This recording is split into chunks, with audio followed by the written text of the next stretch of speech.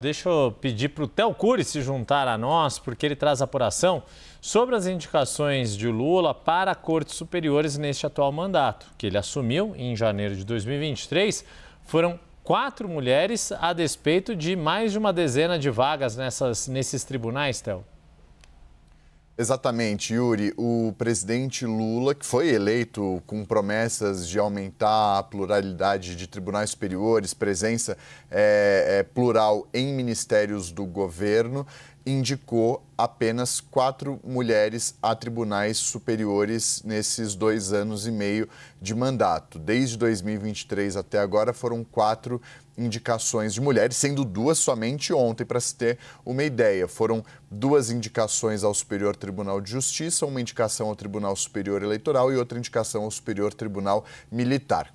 Ao mesmo tempo, Yuri, em que o presidente Lula escolheu 4 mulheres para serem ministras de tribunais superiores aqui em Brasília, o presidente escolheu 9 homens para serem ministros de tribunais superiores. Dessas 9 escolhas de homem para ministros de tribunais superiores, em 6 oportunidades em que poderia escolher uma mulher, o presidente Lula optou por escolher homens nessas 6 oportunidades. Nesses 2 anos e meio, o presidente Lula escolheu primeiro a Daniela Teixeira para ser ministra do Superior Tribunal de Justiça, aconteceu em agosto de 2023.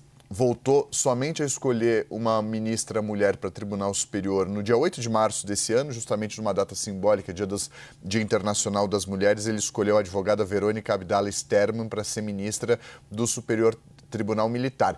STM, que só tem 2 mulheres. 2 na história do STM, que é uma das cortes mais antigas do país. Ainda na época do Império. A terceira escolha do presidente Lula aconteceu ontem, é da procuradora Maria Marluce Caldas Bezerra, também para o Superior Tribunal de Justiça, e também ontem ele escolheu a Estela Aranha para o Tribunal Superior Eleitoral, totalizando 4 indicações de mulheres para serem ministras titulares de tribunais superiores. Ele já havia escolhido outras 2 mulheres para serem ministras substitutas do TSE. A Edilene Lobo e depois a Vera Lúcia, também para o Tribunal Superior Eleitoral. E aí, nesse período de 2 anos e meio, quando escolheu 4 mulheres, escolheu 9 homens para serem ministros de tribunais superiores. E aí, para o Supremo Tribunal Federal e para o Superior Tribunal Militar, não há uma lista, Yuri. Então, o presidente faz uma escolha livre, levando em consideração alguns critérios previstos na Constituição Federal. Diferentemente, por exemplo, do TSE, do STJ, que o presidente precisa, e do TST, que o presidente precisa seguir uma lista tríplice.